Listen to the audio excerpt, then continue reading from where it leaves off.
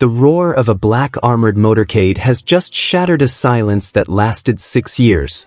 A ruthless Korean mafia boss, a man who rules Seoul's underworld with ice in his veins, has stormed a forgotten rural village to reclaim a legacy he believed was buried in a grave. For years, he was led to believe his twin sons perished at birth, but the staggering truth has just been unmasked. They are alive, thriving in secret with Naira, the defiant former lover who staged a tragedy just to escape his blood-stained reach. Now, his vast, lethal empire is on a violent collision course with the raw, unyielding life she has built in the shadows. This high-stakes confrontation will force a brutal reckoning between the hidden scars of a shared past and the undeniable power of a shared bloodline. As the dust settles over the provincial market, the fate of a dynasty hangs in the balance, challenging whether billions of dollars and absolute power can ever buy the love of sons who only know the warmth of the soil and the strength of their mother's defiance. The absolute stillness of a forgotten rural province is torn apart as a luxury motorcade screams through the rugged, unforgiving terrain at high speeds. When the ruthless Korean mafia boss finally steps onto the parched earth, the visual contrast is a violent shock. His sharp, obsidian designer suit stands in stark, predatory defiance against the vibrant, dusty chaos of the local village market. The air itself seems to thicken with the weight of years of unresolved trauma the second he locks eyes with Naira for the first time since she vanished. His legendary ice-cold composure is instantly shattered as two young boys, the unmistakable, breathing mirrors of his own reflection, step out from the shadows of a modest mud-brick home. Naira stands in a fierce, defiant stance, her body a physical shield between her sons and the man who once prioritized the cutthroat politics of his family dynasty over her very life. This meeting strips away years of carefully constructed lies, revealing how Naira faked the tragedy of their birth to protect them from the violence of his world, setting the stage for a brutal clash between a heartless criminal legacy and the simple, grounded joy she has fought to keep. Will the boss choose his cold empire or a chance at fatherhood? Like and subscribe to see if his billions can buy the love his sons found in the village. The quiet morning of the forgotten province was suddenly broken by a sound that did not belong there. It was not the sound of farm animals or the calls of market sellers. It was the deep, angry roar of powerful engines. A high-speed pursuit was coming to a sudden end as a luxury motorcade tore through the rugged terrain of the rural province.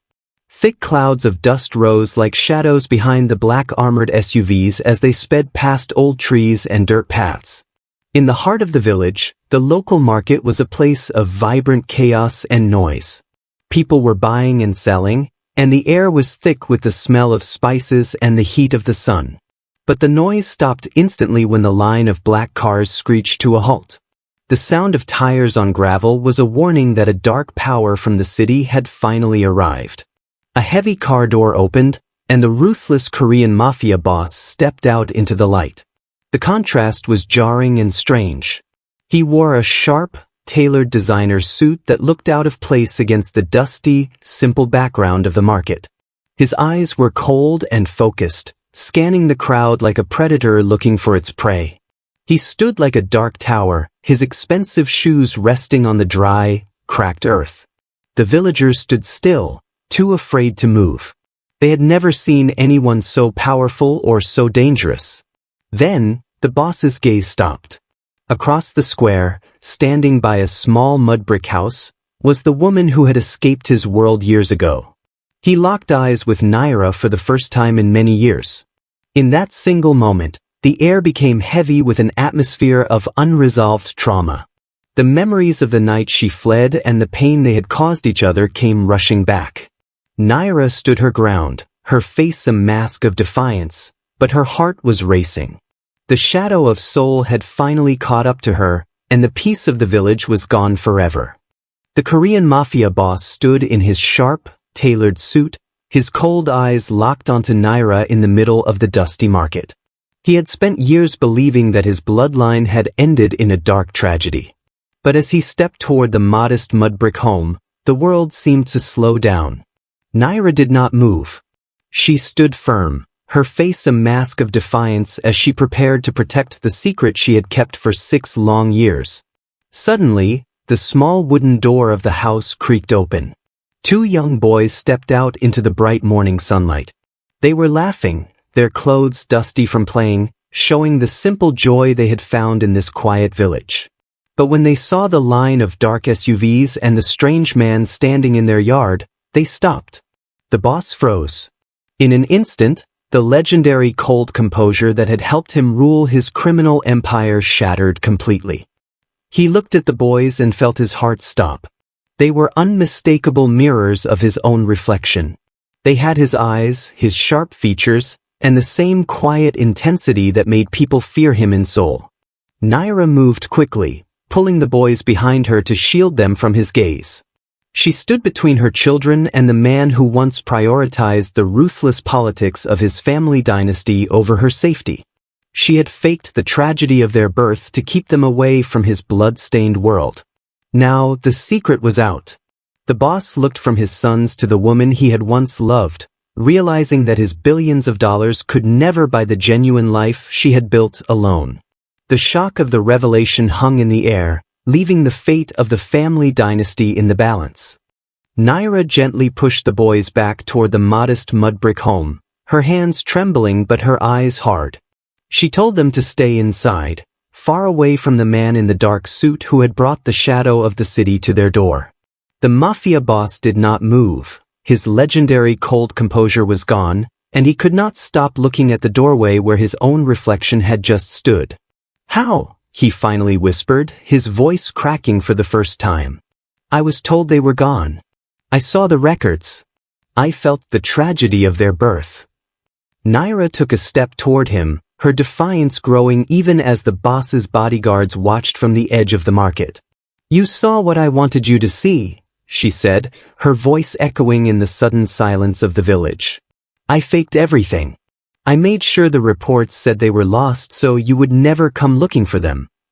The boss's face turned from shock to a cold, rising anger. "You stole my heirs," he growled, already thinking of the corporate legacy and the power of his throne that they were meant to secure. "I didn't steal them," Naira snapped back, her heart full of the scars of the past. "I saved them. I looked at your world, the blood, the ruthless politics of your family dynasty, and I knew they would never be safe there. You prioritized your board members and your power over my safety and theirs. You were ready to let us be destroyed by your enemies." She looked around at the simple village and then back at his expensive, tailored suit. "I chose this life for them. I chose the dust and the communal joy of this village over the hollow promises of your empire. I built this sanctuary of lies to keep them from becoming like you." The air between them was thick with unresolved trauma. For the first time in his life, the boss realized that his billions of dollars could not buy the love or the truth he had lost. He had found his sons, but the wall Naira had built to protect them was stronger than any army he commanded. The Korean Mafia boss stood in the center of the dusty market, his eyes turning cold as he looked at the woman who had hidden his heirs. He raised a hand, and the heavy silence was broken by the sound of his bodyguards moving forward. These men, dressed in sharp suits and carrying the weight of his criminal empire, began to impose order on the quiet village. They moved like a machine, a wall of steel designed to intimidate anyone who stood in their way. But as the guards stepped toward Naira's modest mud-brick home, the people of the village did not scatter. Instead, they moved closer together. The market sellers and the local farmers stepped away from their stalls to stand beside Naira, forming a shield of their own. This was a community that refused to be intimidated by wealth or the power of the city. They stood with an unyielding defiance, their simple, dusty clothes a stark contrast to the boss's luxury motorcade. The tension between the two groups grew into a brutal atmosphere of unresolved trauma and immediate conflict. The Mafia boss watched in shock as his cold corporate power met the raw, unyielding life Naira had built alone. He had spent his life believing that money could buy anything, but now he saw his hollow promises of private jets and elite schools falling flat against the grounded, communal joy of the village. Naira stood at the very front, her eyes locked on the man who had once prioritized his board members over her safety. She was no longer a woman running in fear. She was a mother protected by an entire village.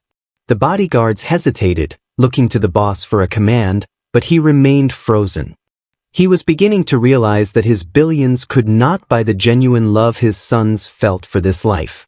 In this clash of two worlds, the steel of his empire was finally meeting the strength of the soil. The Mafia boss knelt down in the dirt, trying to make himself look less like a threat to the two young boys. He looked at their simple, dusty clothes and then at his own sharp, tailored suit. "Do you know who I am?" he asked, his voice sounding low and serious. The boys stayed close to Naira's side, watching the strange man with big, curious eyes. He began to describe a world they had never imagined. He spoke of private jets that could fly them anywhere in the world and elite schools where everyone would respect them. He told them they could have every toy they ever wanted and that one day, they would be the ones in charge of his massive empire.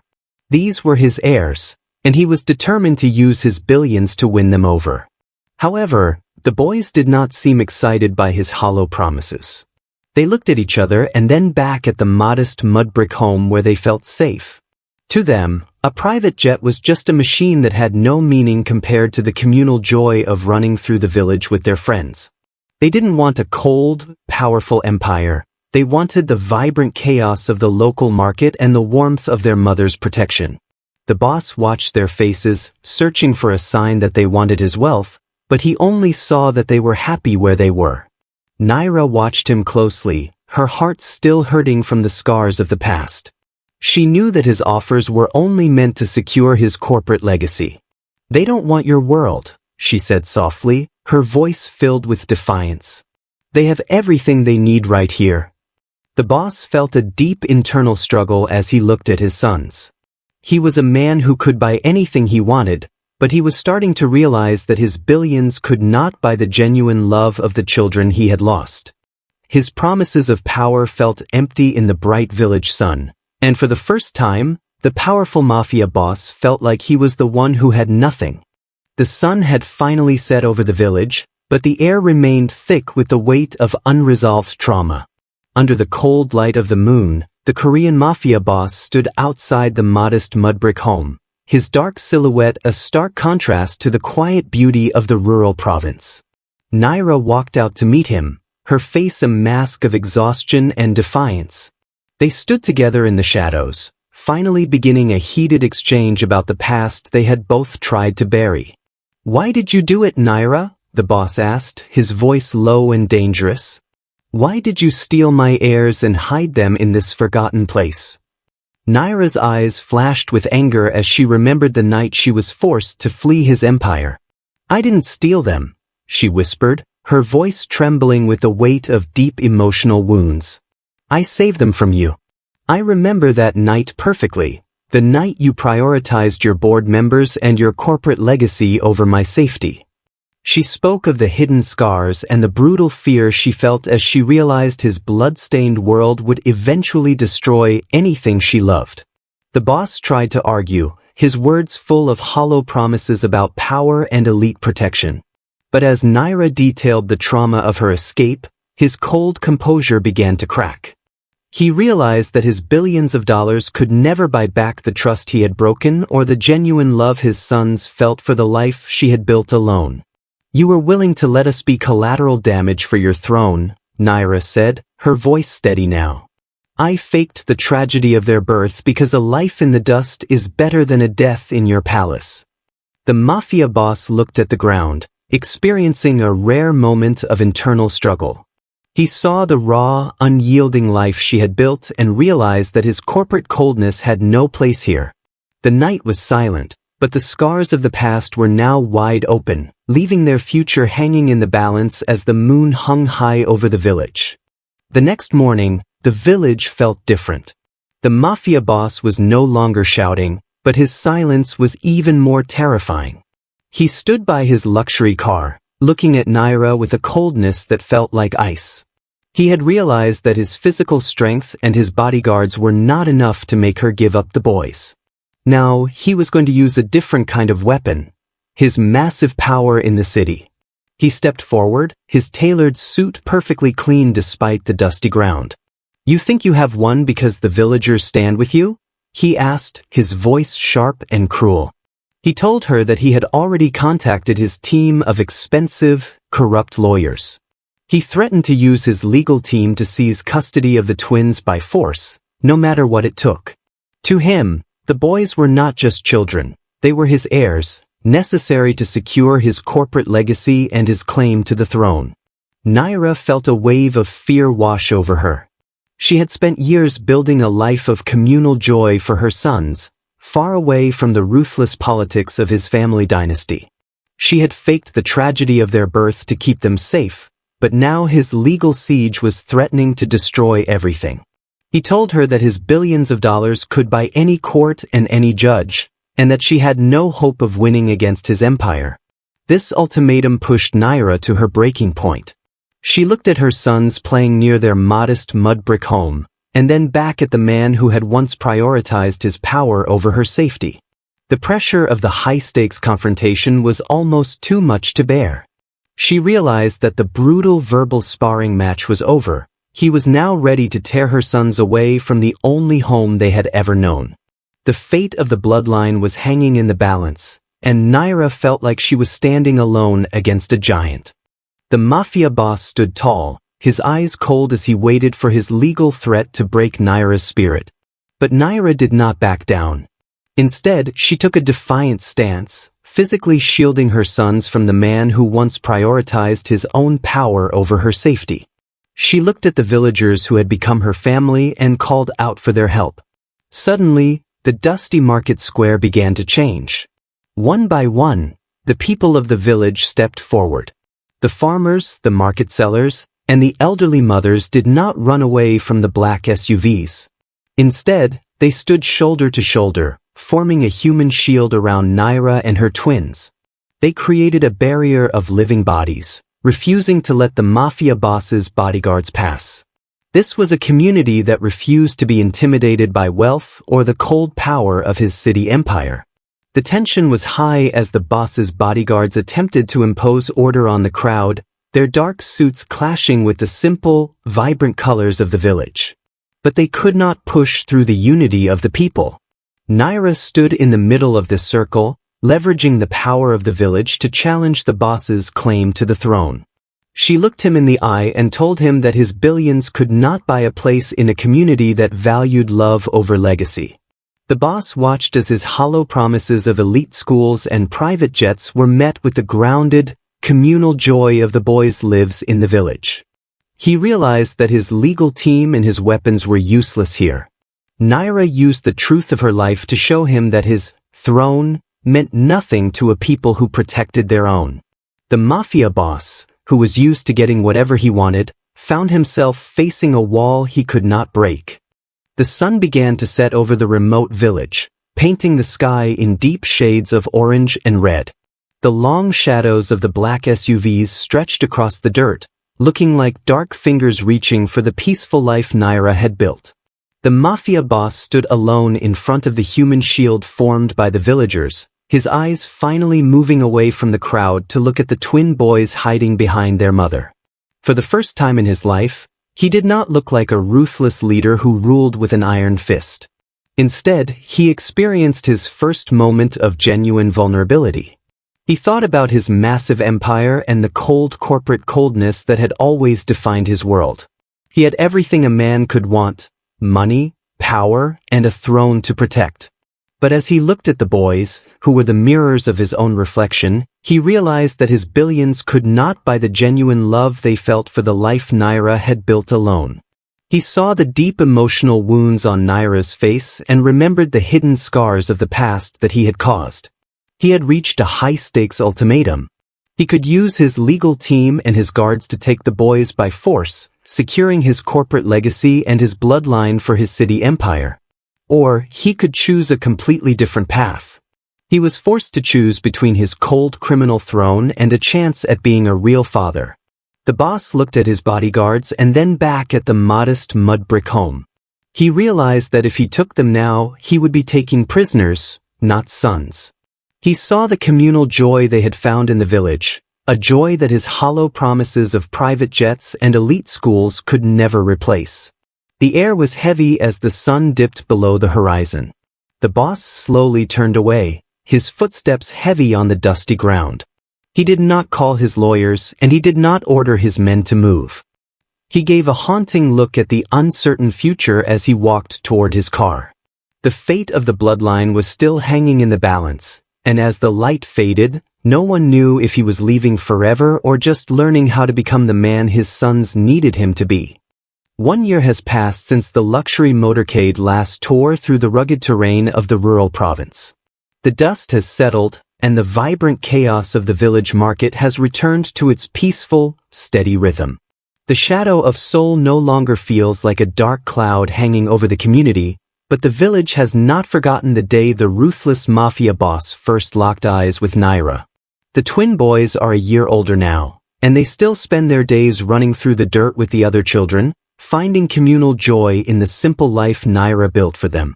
They are still unmistakable mirrors of their father's reflection, but their eyes are filled with laughter instead of the corporate coldness that once defined his world. Naira no longer stands in a constant defiant stance. Though she remains protective, the weight of the hidden scars from her past has finally begun to lighten. The Mafia boss did not return with armed guards or threats of a legal siege. Instead, he chose a path of genuine vulnerability. Every few months, a single, modest car arrives at the edge of the village. He no longer wears his sharp, tailored designer suits to intimidate. He comes to learn about the sons he almost lost to his own ruthless politics. He has traded the hollow promises of his empire for the chance to sit in the dust and watch his children grow. The clash of two worlds has transformed into a quiet understanding.